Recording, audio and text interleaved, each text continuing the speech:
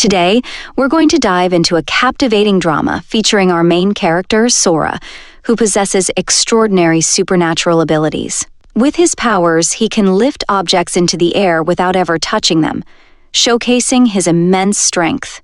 However, these powers also bring challenges. The story takes a turn when he meets the female lead, who brings light into his life. Her presence helps Sora find happiness and teaches him how to manage his powers responsibly. Additionally, the drama explores Sora's quest to find his parents. Throughout the drama, you'll meet a variety of intriguing characters who add depth to the storyline, making this beautiful love story one you won't want to miss. Let's dive into the story without further delay. The drama begins with a young boy named Sora, who has special powers. At the start, Sora is visiting his grandmother in the hospital. He gently reassures her, saying, "Grandmother, don't worry, you'll be fine." She smiles and agrees.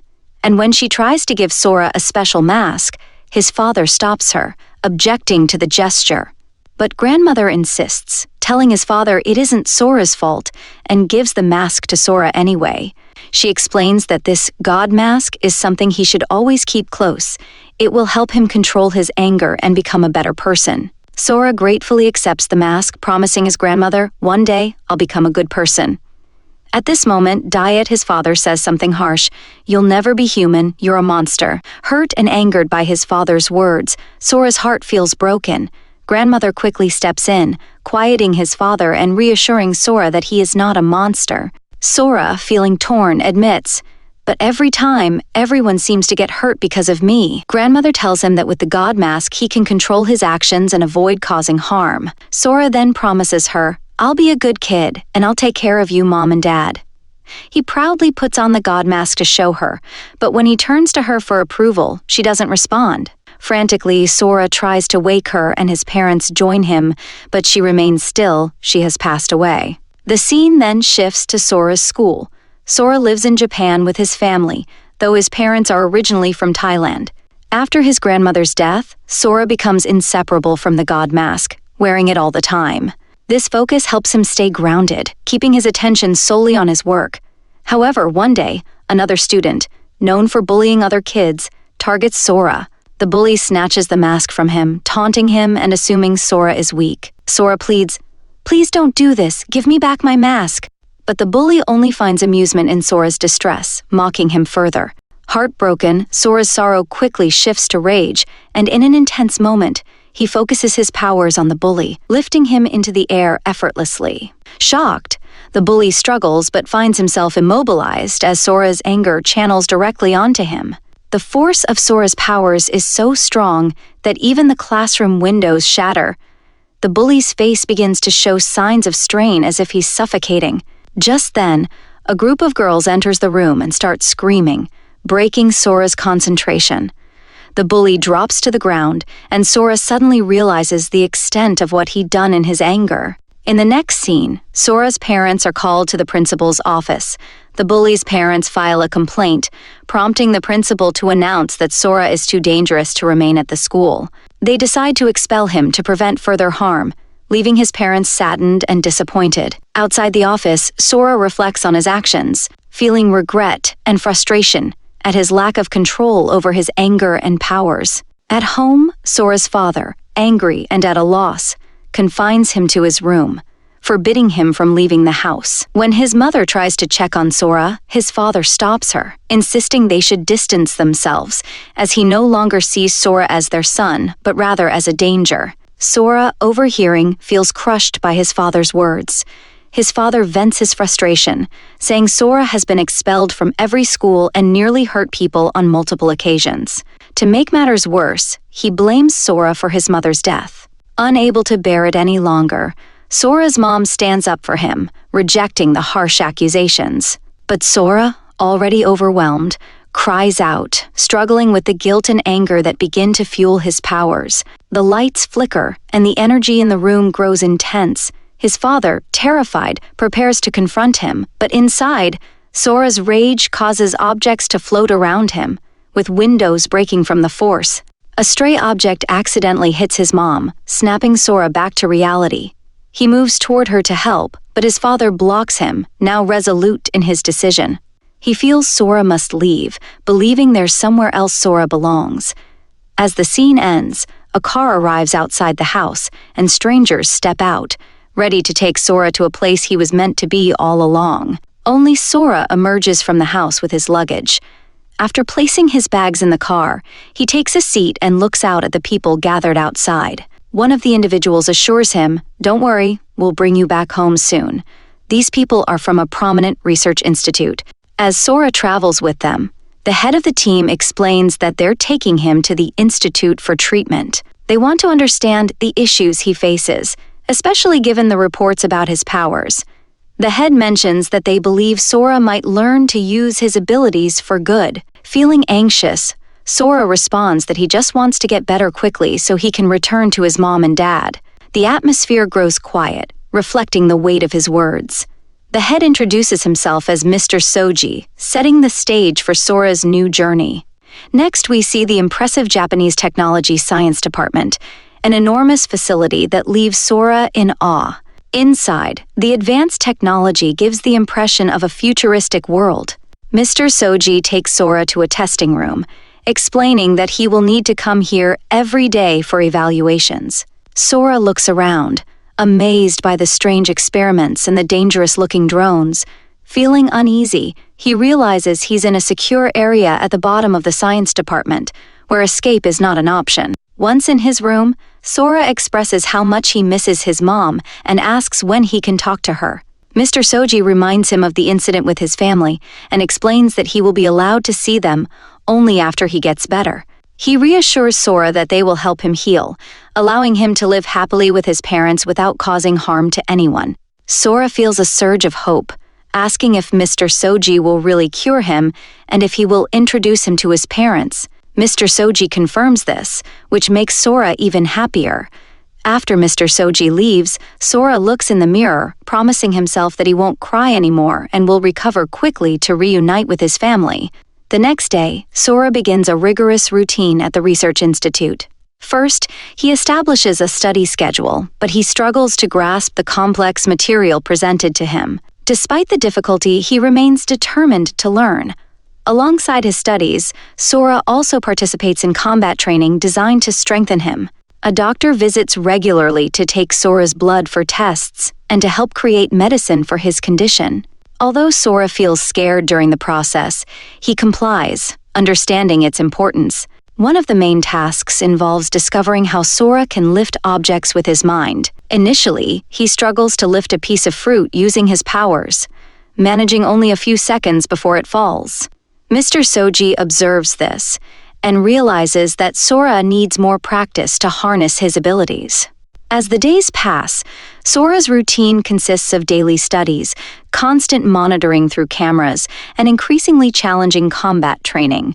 The frequent blood draws become a source of distress for him, but he eventually adapts to the regimen. One day, while getting ready in front of the mirror, Sora discovers a hidden camera behind it. A little girl named Momoko, who is related to Mr. Soji, watches him.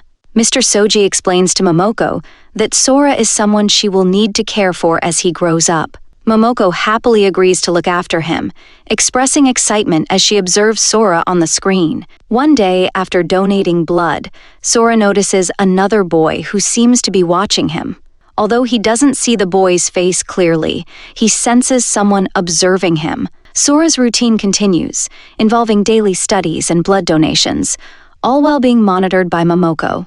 One day, as Sora receives his usual boiled vegetable meal, Momoko sends him a card.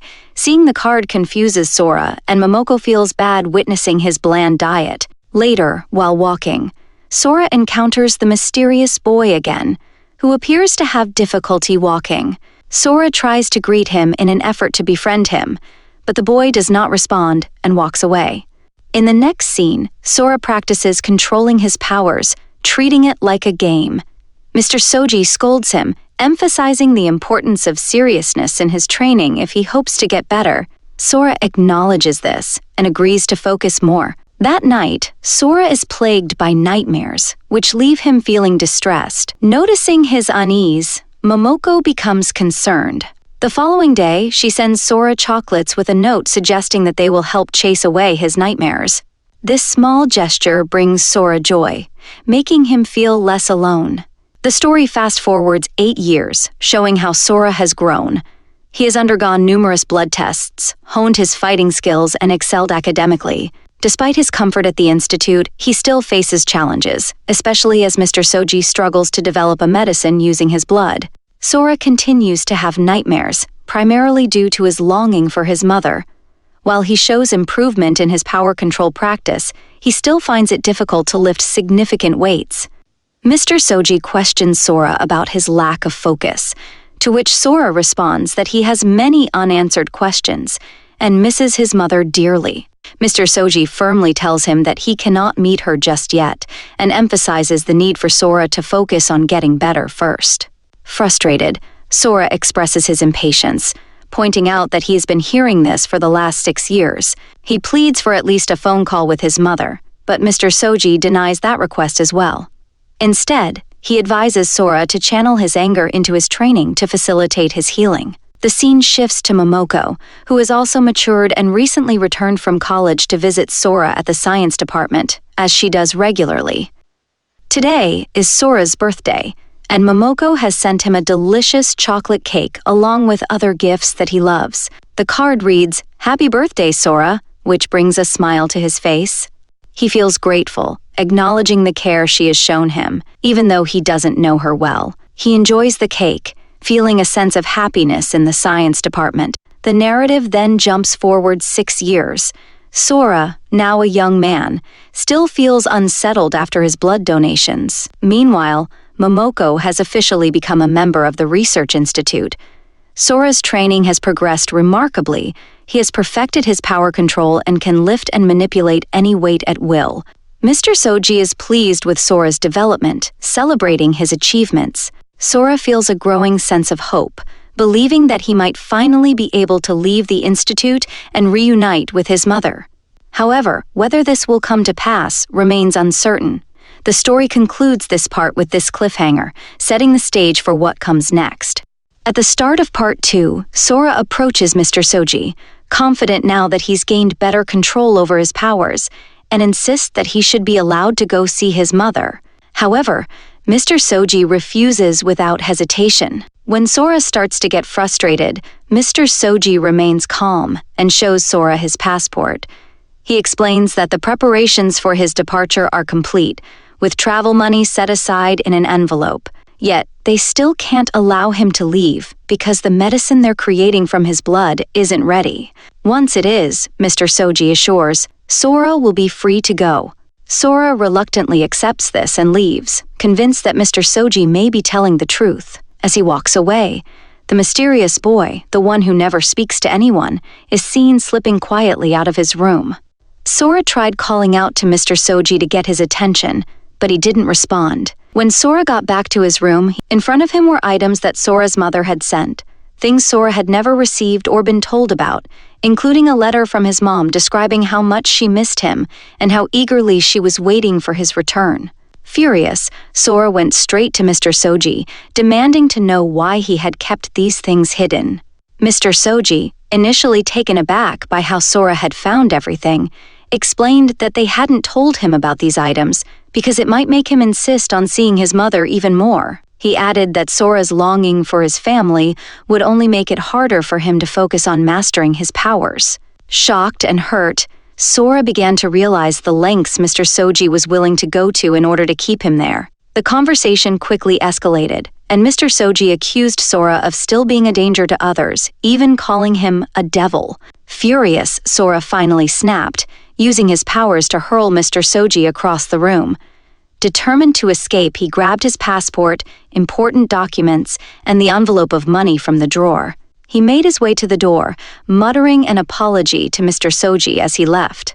As soon as Sora was gone, Mr. Soji alerted all the guards, instructing them to find Sora immediately and bring him back before he could get away. The alarm blared across the facility, and Sora, desperate to escape, used his powers to damage part of the building, causing all the doors to unlock. Watching this unfold, the mysterious boy, who had left Sora's mother's belongings in his room, began to smile knowingly. Sora sprinted through the halls at full speed, Finally, Sora managed to escape the facility.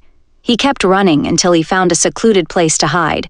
The next morning, he found the house he'd been dreaming of returning to. Emotions overwhelmed him as he stood there. Suddenly, a man he didn't recognize entered the room and demanded to know who he was and why he'd broken into the house. Shocked and confused, Sora learned from this stranger that his family had not only left the house, but had also left Japan altogether, returning to Thailand. The man explained that he didn't know much about Sora's parents, but mentioned that he was responsible for transferring rent payments to a specific bank account. Thanking the man for this small piece of information, Sora noted down the bank number, holding on to this faint lead as his only connection to finding his family. After this, we shift to Mr. Soji, deep in discussion with a scientist about Sora's extraordinary abilities. They discuss how Sora's powers far exceed those of a normal person, noting the unusual strength and speed that set him apart. Their conversation is interrupted by another team member, who reports that they've been searching everywhere for Sora, but he's always several steps ahead. His agility and quick thinking have made him nearly impossible to track down. Hearing this, Mr. Soji gives firm orders to bring in additional teams, insisting they do whatever it takes to locate Sora and bring him back to the facility. The scene shifts to Sora, who is eating a chocolate he found in his bag, part of a stash given to him by Momoko. As he snacks, he's already planning his next move, heading to Thailand to find his parents. Meanwhile, back at the facility, Mr. Soji receives another update. Sora is still nowhere to be found. The team members suggest they head to Thailand, assuming that's where Sora will go, but Mr. Soji insists that he'll take control of the situation himself. He calls in Momoko, explaining that she's the only one who can bring Sora back safely, as she knows him well and understands him better than anyone else. Mr. Soji tells Momoko that Sora is likely feeling frightened and furious, like a trapped animal. If they try to capture him by force, he'll probably escape using his powers. Instead, he believes that only Momoko can reach Sora through compassion. But he also cautions her that Sora's extended time outside is dangerous, both for himself and for others. Concerned for Sora's well-being, Momoko reassures Mr. Soji, promising that she'll bring Sora back safely. As she leaves, the mysterious boy appears again, this time murmuring in a robotic tone that he's glad Sora finally left the facility. It's clear he's wanted Sora gone for a long time. We see him walking away, aided by a machine, which hints at his own complex situation in the shadows of the facility. In the next scene, we see that Sora has finally arrived in Thailand by plane. Overwhelmed and unsure of where to go, he decides to take a taxi to explore the area. Meanwhile, we're introduced to our main female lead, Amy, who is learning to drive with her friend Kryn, an actor. Amy is carefree and stubborn, refusing to listen to instructions, which leads to multiple mishaps. Kryn, frustrated and on the verge of giving up, eventually agrees to continue teaching her after Amy apologizes. Back in the taxi, Sora realizes the driver has noticed he's a tourist and has adjusted the meter to charge him extra. When they stop, Sora discreetly uses his powers to reset the meter to the correct amount. Handing over the fare, Sora calmly tells the driver to check his own meter. Confused, the driver accepts the amount, and Sora exits the taxi. Hungry, Sora stops to buy some street food, finding the flavors unfamiliar but intriguing. He then heads to a local bank, hoping to get information about the bank number he received from the tenant in his old house. However, the banker refuses to give any details, explaining that it's against policy. Sora tries to convince the banker, explaining that he's the son of the account holder and just needs an address, but the banker stands firm. Frustrated, Sora decides to try the police station, hoping they might help. However, they tell him the same thing, that they can't release any private information without the account holder's consent. Disheartened, Sora begins to worry, wondering how he will ever find his parents without any leads. We then return to Amy, who, feeling more confident in her driving, insists she's ready to hit the main road. Kryn strongly disagrees, telling her she needs more practice. But Amy, convinced she's mastered driving, decides to take her chance. When Kryn steps out of the car to take a call, Amy seizes the moment and drives off on her own. Meanwhile, Sora is wandering along the street, hungry and tired. Spotting a food stall nearby, he starts heading toward it. At that same moment, Amy, speeding down the road and distracted by a call, loses focus and fails to notice the food stall, and Sora, directly in her path. Realizing too late, she tries to stop but can't fully control the car. Seeing the vehicle racing toward him, Sora instinctively uses his powers to try and stop the car. However, Amy's speed is too much, and the car collides with Sora, knocking him unconscious instantly. Horrified at what she's done, Amy fearing the worst as she anxiously checks on Sora. The next scene opens in a hospital, where Amy anxiously waits outside the treatment room. Crin arrives, asking what happened, and Amy nervously explains how she accidentally hit someone with the car and is now terrified for his life. When the doctor steps out, Amy immediately pleads with him, saying she'll pay any amount to ensure the boy survives, admitting her fear of ghosts and how she doesn't want him to haunt her. The doctor, amused, reassures her that the patient is fine. He just needs a few more tests before he can be discharged. Amy breathes a sigh of relief. Crin, seeing that everything is under control, excuses himself, saying he has some urgent matters to attend to. After he leaves, Sora emerges from his room, attempting to quietly leave the hospital. Amy catches sight of him and rushes over, insisting he can't just leave without completing his tests, as the doctor advised. Sora dismisses her concerns, saying he feels perfectly fine and doesn't need any further tests. Amy, however, blocks his way, grabbing his arm to stop him. Annoyed, Sora turns to her, asking if she's comparing him to a dog. Amy laughs, teasing that his face does remind her of her puppy. Then, more sincerely, she admits she's genuinely worried about him and doesn't want him to leave without ensuring he's fully recovered. Surprised by her concern, Sora asks why she would care when they're complete strangers. Amy confesses, half-jokingly, that she just doesn't want him to come back as a ghost and haunt her if something were to happen to him. Sora, growing more irritated by her persistence, decides to put some distance between them. He uses his powers to gently push a nearby wheelchair forward, creating a small barrier that allows him to slip away without Amy following. Left behind and frustrated, Amy watches as Sora makes his escape from the hospital. At the beginning of Part 3, we see Amy in a pottery class, though her mind is elsewhere. She's preoccupied, worrying about the boy who had pulled up in front of her car the previous day. The car had been speeding, yet he emerged without a scratch. Amy wonders if he might have sustained internal injuries he's unaware of, and what if he might end up in serious danger because of it. Meanwhile, Sora is outside a bank, trying to gather information about his parents. He spends the evening there, frustrated, as no one will share any details with him. Later that night, Amy's car breaks down. She stops a passerby for help, but quickly realizes that something is wrong with him. Her instincts are right. The man turns out to be a thief. As Amy tries to get him to leave, he suddenly attacks her, stealing her belongings and leaving her unconscious. Sora appears just in time to witness the thief standing over Amy. He confronts the thief, who reacts aggressively, taking out a knife to intimidate Sora. But Sora, fueled by anger, manages to overpower him, snatching the knife and holding it against the thief. Unaware of this because she's still unconscious, Amy doesn't see any of it. But two people on a nearby bike do. They stop, record the encounter, and watch as Sora intimidates the thief enough to scare him away. After the thief flees, the two bystanders quietly leave with their recording. After checking on Amy and noticing that she's unconscious, the scene changes.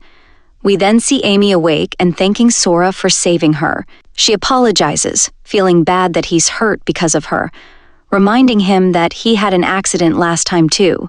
Sora dismisses her apology, saying it's no big deal and suggesting she could just drop him off at the bus stop, as he can take a bus from there. But Amy insists, saying since he's a tourist, she'll help him for the day. Seeing the injury on his face makes her feel even worse. Amy brings Sora to her home and begins applying medicine to his wound, which clearly causes him pain. While she's treating him, she bombards him with questions, asking why he came to Thailand, whether he's here to meet someone, if he has family here, or if he's studying. Sora, however, doesn't respond to any of her questions. Amused, Amy teases him about how quiet he is and guesses he must have a girlfriend. When Sora denies this, she doesn't believe him at all. Noticing he's hungry, Amy asks if he'd like noodles. Sora quickly replies yes, which makes her laugh. She points out that he finally answered a question. Sora explains that he didn't answer her earlier questions, simply because he doesn't have the answers she's looking for. After dinner, Amy sets up a sheet and pillow for him to sleep on the couch. As she heads to her room, Sora uses his powers to set up the couch bed in seconds. When Amy returns, she's surprised at how quickly he got everything arranged. She gives him some clothes that belong to her friend Kieran, explaining that Kieran is a childhood friend who often stays over for home parties, so she has a lot of his things around. Playfully, Amy picks up a rolling pin and warns Sora that although she's kind, if he tries anything with her during the night, it won't be good for him. She jokes that she knows she's pretty, so it's only natural he might have intentions. Sora, however, assures her she isn't his type, which irritates Amy. She presses him to explain what's wrong with her, and Sora jokingly lists off things, saying her eyes, nose, and even mouth remind him of a vacuum cleaner. Angered, Amy snaps back, saying his taste is terrible, and warns him not to come near her room before storming off. After she leaves, Sora starts laughing, clearly having enjoyed teasing her. In the next scene, we see Momoko searching for something at JTST. She stumbles upon the video of Sora from the previous night. Watching it piques her interest, especially since Amy's car number is visible in the footage. Using this clue, Momoko figures out where Sora might be staying. Wasting no time, she goes straight to Mr. Soji to inform him that she's located Sora and will bring him back soon. Hearing this, Mr. Soji can't hide his happiness, hopeful that Sora will finally return. The scene shifts to morning, where we see Sora in the washroom, brushing his teeth. Out of habit, he starts using his powers for convenience. But as soon as he hears Amy coming, he quickly stops, narrowly avoiding her noticing his abilities. Later, Sora is sitting outside, curiously inspecting Amy's unique pottery creations from her class. Just then, Amy joins him, proudly admiring her own work and talking about how talented she is. Sora, amused, agrees and acknowledges her talent. Pleased, Amy invites him to stay for breakfast. While they're in the kitchen, Amy tries persistently to get Sora to share why he came to Thailand from Japan, but he keeps quiet, dodging her questions. Once breakfast is ready, they sit down to eat. As Amy playfully pours sauce over Sora's omelet, he tries to stop her, not wanting too much sauce, but she does it anyway. The sauce spills onto Sora's clothes, and Amy bursts into laughter. Sora, not one to back down, retaliates by messing up her clothes in return, making her laugh even more, until she realizes her clothes are now stained too. Annoyed, she threatens to throw ketchup on him, but Sora, laughing, raises a white flag, admitting he can't win against her. They both laugh and go off to change clothes. As they're changing, Amy's parents unexpectedly arrive, using the spare key to enter her apartment. They're shocked when they see Sora stepping out of the washroom, looking startled himself. Misunderstanding the situation, Amy's parents react with surprise and suspicion. Amy soon comes out, equally surprised to see her parents. She quickly realizes what they're thinking about Sora's presence, though she tries to explain. The scene shifts to Amy's parents grilling her with questions about who Sora is. In the middle of the conversation, they casually mention that they've already selected a potential match for her, a wealthy suitor they think is more suitable. Not wanting to be pushed into an arranged marriage, Amy grabs Sora and boldly declares him as her boyfriend, insisting that she likes him and doesn't want to marry anyone else. Despite her insistence, her parents dismiss the idea, saying they want her to marry someone of their social status. Amy's family is very wealthy, and they're firm on having her marry someone who meets their standards. They leave, ignoring her protests, which leaves Amy worried about what to do next. We see Momoko arriving in Thailand. She checks into a hotel, leaves her luggage in her room, and heads out immediately to search for Sora. Meanwhile, Sora is back with Amy, thanking her for everything. Amy brushes it off, saying it's no big deal. She closes the door for him to leave, then pauses, reopening it to ask his name. Sora tells her, and she shares her name in return. Sora finally leaves, and we see that Amy looks a bit unsettled, clearly not as happy as she expected to feel after saying goodbye. A little later, Momoko is shown outside Amy's apartment, wondering if Sora is really here. Just then, Kieran arrives and notices her. Mistaking Momoko for one of his fans, he assumes she's there for an autograph or selfie, as many of his fans often come by. He approaches Momoko, confidently complimenting himself, though Momoko is initially confused. However, she enjoys his attention, and they start chatting. Their conversation is soon interrupted when some of Kieran's actual fans arrive, excitedly asking him for selfies. Seizing the moment, Momoko slips away, leaving Kieran distracted with his fans and unable to stop her as she heads off on her own. The scene shifts to Karen, who's with Amy. Amy explains her situation to him, how her parents are insisting that she marry a man named Kevin. Karen listens carefully, then casually mentions that Kevin is also the name of the owner of his recording company. He offers a suggestion. If Amy wants to avoid this arranged marriage, she should get a fake boyfriend for a while. Amy starts thinking about how she could find a fake boyfriend when, just then, she spots Sora. She's thrilled to see him and calls out his name. Sora is equally surprised to see her. In the next scene, Amy explains everything to Sora, how she needs him to pretend to be her boyfriend in exchange for helping him with the work that brought him to Thailand. After a moment of hesitation, Sora shares his problem with them, though he leaves out details like being separated from his parents because of his involvement in the science department. Amy assures him that she'll help him, and in return he agrees to help her. Kieran, curious, asks Sora if he has any photos of his parents or if he can draw them. Sora agrees to try, and Amy hands him her phone. He becomes serious, focusing deeply as he draws a picture. Kieran, watching, is impressed by Sora's skill, commenting that he could have a great future ahead of him. But when Amy sees the drawing, she's horrified. It's more of a childish sketch. She questions how they can use this to find Sora's parents. Amy downloads an app on her phone and starts by taking a photo of Sora. As he talks about how people say his eyes resemble his father's and his nose takes after his mother's, Amy draws a picture of his parents using the app. The result is surprisingly accurate, and Sora is deeply moved. He thanks Amy for her help.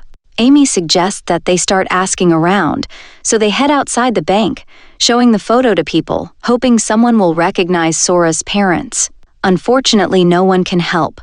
They continue their search at the market, but still, no one knows anything. Tired from their efforts, they sit down for a break.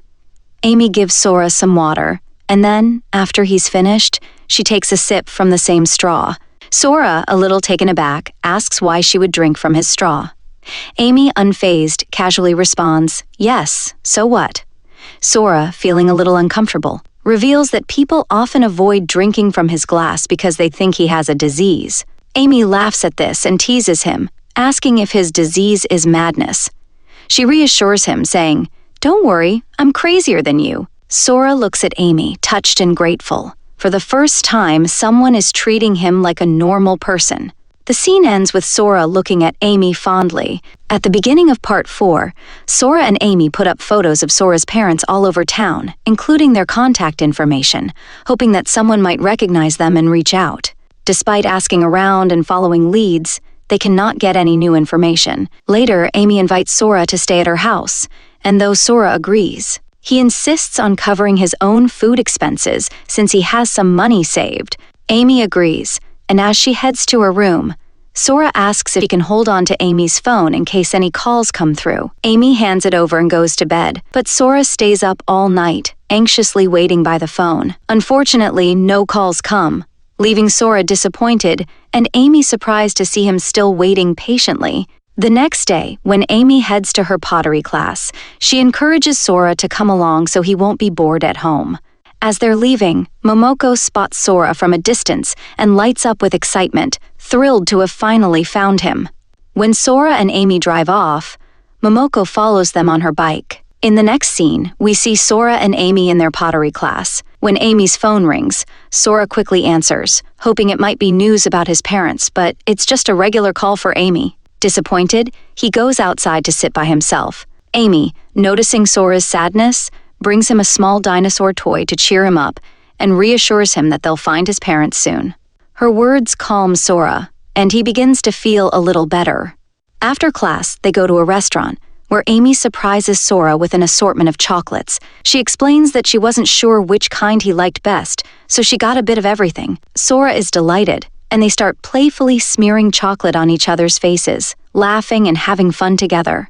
From a distance, Momoko watches them, happy to see Sora enjoying himself, but as she observes their growing bond, she starts to feel a pang of jealousy. Remembering her own affection for Sora that's been there since childhood. Saddened, she decides to leave, but just then, she realizes someone is following her. It's Kreen, the superstar she met recently. Momoko, thinking quickly, grabs Kreen's hand and twists it, demanding to know why he's tailing her. Kreen nervously explains that he's not been following her long, only because she looked sad, and he was concerned. Momoko, brushing off his concern, insists she's fine and asks why he'd even care. Kreen jokes that while he might be nobody now, maybe he'll mean something to her one day. He tentatively places a hand on her shoulder, only to pull it back, fearing she might hit him again. Momoko teases him, saying just because he's handsome doesn't mean she's interested in being friends with him. Kreen replies, laughing, that at least she admitted he's handsome. He then confesses, half-jokingly, that he feels a mysterious connection with her, as if they were lovers in a past life. Momoko bursts out laughing, saying she's never heard such nonsense, and starts to walk away. As she's leaving, Kreen stops her, noticing a reporter nearby who's been looking for him. Momoko mischievously calls out to the reporter, nearly giving away Kreen's location, which makes him panic and flee. She laughs heartily at his reaction, but once she's alone again, her thoughts drift back to Sora, and her smile fades as she's reminded of the bond he's forming with Amy. In the next scene, Amy is excitedly on the phone, and when she hangs up, she eagerly tells Sora that the bakery shop owner called. He mentioned that he recently saw Sora's parents and promised to let them know as soon as he sees them again. Sora is overjoyed at the news and, in his excitement, casually reaches out to hold Amy's hand, which surprises both of them. Amy quickly pulls her hand back, feeling a bit awkward, and starts eating some fruit to ease the tension, while Sora also begins to feel flustered. The scene then shifts to the following day. Amy is about to meet with her parents, who have invited Kevin, the man they want her to date. She brings Sora along and explains that he'll need to pretend to be her boyfriend in front of her parents and Kevin, hoping that it will make Kevin lose interest in her. Sora, agreeing to help, assures Amy that he'll play along with the act. They head inside, and shortly after, Kevin arrives. He immediately starts flirting with a random girl, true to his playboy nature, known for keeping multiple girlfriends and cycling through them regularly. Watching him, it's clear that Kevin is untrustworthy. Just as Sora excuses himself to go to the washroom, Kevin leaves the girl he was talking to and catches Amy's attention. Amy is clearly smitten, unaware that Kevin is the very person her parents want her to be with. In the next scene, Amy introduces Sora to her parents, who immediately question why she brought him along. Amy tells them that Sora isn't just any boy, he's the one she likes. Just as she's about to call Sora her boyfriend, she notices Kevin standing in front of her, realizing that he's the guy her parents had chosen for her. Her father introduces Kevin, saying he's the son of his friend, the owner of a recording company. Besides being handsome, Kevin is also very wealthy. Amy can't help but stare at him, and her parents assume that she's smitten with Kevin. They tell her to stop pretending with Sora, as they're sure she likes Kevin. Amy, not wanting to follow her parents' wishes blindly, protests, saying, "No, it's not like that. Kevin is good, but Sora is even better." She insists on keeping up the act because she knows her parents are pushing this relationship as a business deal, and what she truly wants is someone who will genuinely love and care for her. Kevin, amused, says, "All right, let's settle this. We'll see who's better, but for now, let's start lunch." As everyone begins eating, Kevin serves food to Amy's parents himself, impressing them with his charm and manners. Amy gives Sora a signal to do the same, but instead of serving her parents, Sora sweetly serves Amy, which leaves her parents unimpressed. To match Sora's gesture, Kevin serves something to Amy, and in an attempt to one-up him, Sora scoops a large portion of noodles onto Amy's plate. This irritates her parents, who scold him for his lack of manners. Nervous, Sora then moves half the noodles from Amy's plate onto her dad's, making him shout in frustration. Panicking, Sora tries to put the noodles on Amy's mom's plate, but she also starts complaining about his behavior. Flustered, Sora finally takes all the noodles onto his own plate and, to prove they're not bad, starts slurping them loudly, which only annoys Amy's parents further. Kevin, meanwhile, watches the whole scene unfold, barely containing his laughter at Sora's awkward attempts. In the next scene, we find Crean in the middle of a dance routine during his shoot. As he takes a break, a group of fangirls rushes over, overwhelming him with attention. Once they leave, Crean has a quiet moment to himself and realizes he's thinking about Momoko, showing he's truly starting to miss her. Meanwhile, at the lunch, Sora is still clumsily eating. Amy, hoping to convince her parents, leans over and suggests he act more affectionate toward her.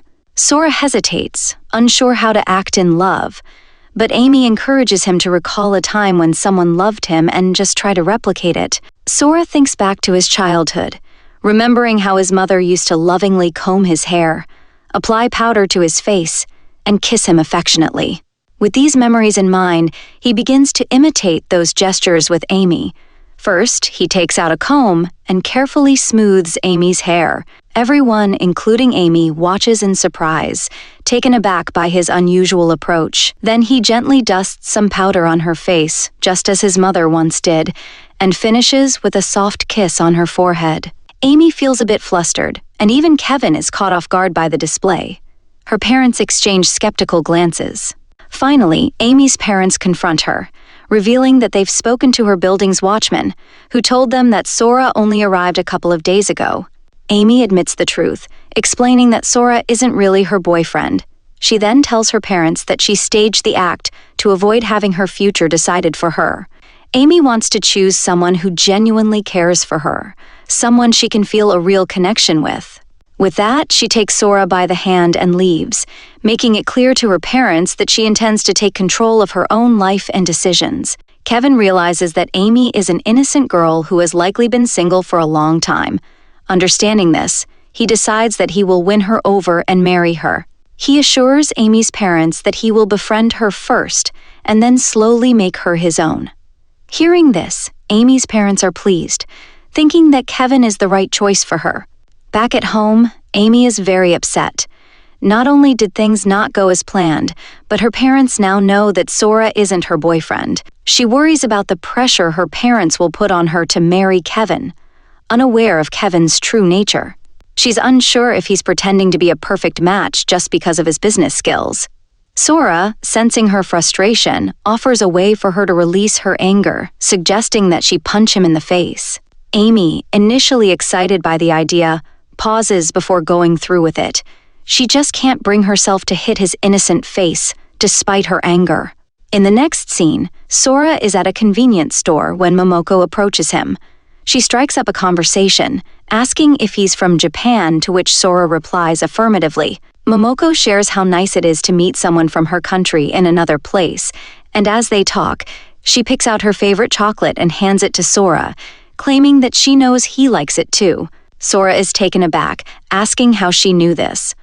Momoko smiles and says she can read minds, joking that she also knows Sora likes to eat sashi with noodles. Sora, still surprised, moves closer to her, but then quickly apologizes, feeling as though he had overreacted. Momoko laughs and admits she doesn't have any special powers. She was just guessing since most people like sashi with noodles. Sora laughs, acknowledging she was just joking, and they continue chatting. In a way, Momoko has made a new friend in Sora. As they walk home together, Momoko asks if there's someone in Sora's life who's always taken care of him, even though they've never met. Sora answers that there is someone like that, someone he has never seen, but has always been there for him. Momoko, curious, asks how Sora would feel if that person showed up. Sora replies that he would definitely like them. He then quickly says goodbye to Momoko, hurrying off as he has to leave. Momoko watches him go with affection, happy with their conversation. Back in her hotel room, she reflects on the interaction, feeling a sense of joy. She believes that Sora will eventually like her once he finds out she's the girl who's been secretly looking out for him all this time. However, she knows she can't tell him yet, as he might think she's part of Mr. Soji's team and hate her.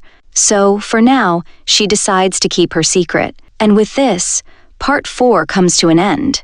At the beginning of Part 5, we see research underway in the lab, but the project isn't progressing as the team had hoped. Mr. Soji is informed that Sora's presence is essential for the work to be done properly. Although someone suggests using Kanada's blood as a substitute, Mr. Soji refuses, insisting that they shouldn't involve Kanada. He decides to send Momoko to bring Sora back as soon as possible. Meanwhile, Kanda overhears everything from outside the door. Angry and frustrated about always being seen as a replacement, he vows to prove to everyone that he is better than Sora. With that resolve, he leaves, intent on confronting Sora directly. Next, we see Kevin in a room with another girl, revealing his reputation as a player. He shares a photo of the girl in a group chat, announcing her as his girlfriend for today. The others in the chat start teasing him, saying he should try dating someone with a more innocent look. This makes Kevin think of Amy, and he confidently tells the group that he plans to start dating an innocent-faced girl soon. In the next scene, we see Sora sleeping at night, having a vivid dream. He recalls the day Mr. Soji came to take him away. Sora's mother had advised him to avoid bad behavior and to follow Mr. Soji's guidance. Overwhelmed, young Sora cried, pleading that he didn't want to leave and be separated from her. As his emotions intensified, objects in the room started floating. His father then scolded him, calming him down and insisting he go with Mr. Soji. Back in the present, this memory leaves Sora shaken, and his powers activate, causing everything in his apartment to lift into the air. Amy, hearing the noise, comes to investigate. Seeing the floating objects, she panics, screaming about a ghost before fainting. When Amy wakes up in the morning, she rushes to Sora, trying to explain her fear of the ghost from the night before. However, she's still too shaken to speak clearly. Sora, in an attempt to snap her out of it, gives her a light slap, urging her to get a hold of herself. Offended, Amy slaps him back, scolding him for raising his hand. Sora apologizes, explaining that he only wanted to help her calm down. Once they both settle down and talk, Sora reassures Amy that nothing unusual happened that night, convincing her it was all just her imagination. In the next scene, we see Amy accompanying Sora to the gym for a workout. Kiran is there too, but neither of them notices his presence. Suddenly, Momoko arrives, having followed them, which catches Kiran's attention and makes him happy. He approaches Momoko and starts a conversation, finally asking her name. She introduces herself as Momoko, and he compliments her, saying it's a beautiful name, and then asks if he can call her Kochan, meaning my in Japanese. As Kiran tries to follow her, Momoko firmly grabs his hand and politely asks him not to get in her way. Feeling slighted by the gesture, especially with others around, Kiran feels insulted by how she turned him down so publicly. Embarrassed, he quietly heads off to get a coffee. After the workout, we see Sora and Amy sitting together. Amy starts wiping Sora's face, a gesture that doesn't go unnoticed by Momoko, who watches from a distance. Momoko feels uncomfortable seeing the close interaction between them, while Sora is taken aback by how much Amy seems to care for him. He's surprised by how she looks after even the smallest things for him, and ends up just watching her. The scene then shifts to Amy, where Kevin notices the two of them approaching. Intrigued, he recognizes Amy and stops her, asking if they could be friends. Amy, however, responds coldly, saying she doesn't want to make her life a business deal, as her parents might expect. Kevin tries to convince her, asking for a chance to get to know each other, and Amy, charmed by his looks and smooth words, eventually agrees. Meanwhile, Sora watches the exchange from a distance, feeling a pang of jealousy as he sees the two of them together. Afterward, as Sora is leaving, he bumps into Momoko on the way. Kiran notices them together. He becomes jealous and starts wondering if they have feelings for each other. This thought unsettles him, and feeling frustrated, he moves aside when Momoko says goodbye to Sora. As Momoko is leaving, she runs into Kevin, who is flirting as usual. He stops her and asks where she's from, commenting that she looks like an angel. Momoko, unimpressed by his words, rolls her eyes, finding his pickup line unamusing. As she tries to walk away, Kevin insists she can't ignore him and hands her his card, saying she can call him whenever she feels lonely. Momoko doesn't say anything and simply leaves. Meanwhile, Sora and Amy are outside, and Amy tells Sora that she's going to lunch with Kevin, so he should head home alone. Sora feels disappointed but doesn't try to stop her. Amy leaves with Kevin, and Sora is left feeling uneasy. Just then, Kieran approaches Sora and offers to drive him home, saying he wants to ask him something. As they drive, Kieran suddenly stops and asks if Sora is dating Momoko or if he likes her. Sora quickly denies it, but Kieran, relieved, then asks if he likes Amy. Sora hesitates but denies that as well. Kieran, still curious, leans in and asks if Sora likes him, jokingly wondering if he might be interested in boys. Sora quickly pulls back, insisting that it's not like that at all. Kieran laughs and says he's only interested in girls, explaining that he was just testing him. He then admits that there's nothing between Sora and Momoko, but he likes her and wants to date her. Kieran asks Sora to find out what she likes, and Sora agrees to help him. The scene shifts to the research lab, where a disturbing discovery is made. A scientist urgently reports to Mr. Soji about the dangerous effects of the medicine they had injected into Sora before he ran away. The news is alarming. If Sora continues using his powers, it could be fatal. The scientist stresses the need to bring Sora back to the lab immediately to fix the issue. Mr. Soji is told that without urgent action, Sora's life is at risk. While this conversation unfolds, Momoko, who is on the phone with Mr. Soji, overhears the critical information. She becomes deeply worried upon learning that Sora is in serious danger. If he isn't brought back to the lab soon, he could die. Realizing the gravity of the situation, Momoko feels the urgency and is determined to help Sora. Meanwhile, Amy and Kevin are together. Sora, growing increasingly anxious, continues calling Amy, which irritates her. She scolds him for disturbing her, and the call ends abruptly. Feeling unsettled, Sora places his phone on the charger and leaves his apartment, deciding to head to the convenience store for some food. At the store, Sora runs into Momoko again, who invites him to join her for noodles at a newly opened restaurant. Sora agrees, and the two sit down to eat together. During their conversation, Momoko asks Sora if he misses Japan, even though he has people there who care about him. Sora, with a hint of sadness in his voice, explains that he doesn't want to go back because his loved ones have already moved to Thailand. Momoko listens attentively, sensing the depth of his feelings. Sora then shifts the conversation and begins asking Momoko about her likes and dislikes. He recalls that Kieran had asked him to learn more about her preferences in hopes of impressing her. Momoko shares both the things she enjoys and the things she dislikes, while Sora listens carefully, taking mental notes for later. The scene transitions to the night when Sora returns home. He finds a letter from his mom, the same one he had previously discovered among the things sent by her. Sitting down, he begins reading it, and emotions overwhelm him. As he reads, he starts missing his mom deeply. Meanwhile, Kevin drops Amy off at her home. As they part ways, he takes her hand and says, "I hope you're starting to understand me a little better." Amy, unsure how to respond, replies, "Yes, as a friend, I like you very much," with a light laugh. She then bids him goodbye and walks away, but as she leaves, another girl, who is also leaving, stops her. Kevin, ever the flirt, begins his usual charm, quickly impressing the girl with his smooth words. Back with Amy, as she walks toward her apartment, the watchman stops her and informs her that the elderly woman who lived above her has passed away. He warns her to be cautious, suggesting that the woman's spirit might still linger in the building. Amy, who has been afraid of ghosts since childhood, becomes frightened by this news.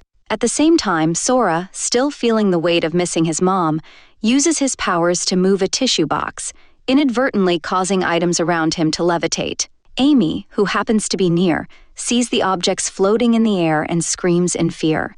She immediately tells Sora that the place is haunted and insists that she's leaving. In a panic, she rushes to her room and begins packing her things, determined not to stay there any longer. Sora follows her, trying to calm her down. He reassures Amy, telling her that what she's seeing isn't what she thinks. He assures her that if there is indeed a ghost, he will protect her. Amy, still trembling, asks him, "Will you really protect me?" Sora wipes away her tears and confirms, "Yes, I will always protect you. You don't have to be afraid." Hearing this, Amy's fears begin to subside. She feels comforted by his words, as she has always wanted someone like Sora in her life, someone who would take care of her and protect her. Amy looks at Sora with newfound affection, and the scene ends with the two of them standing together.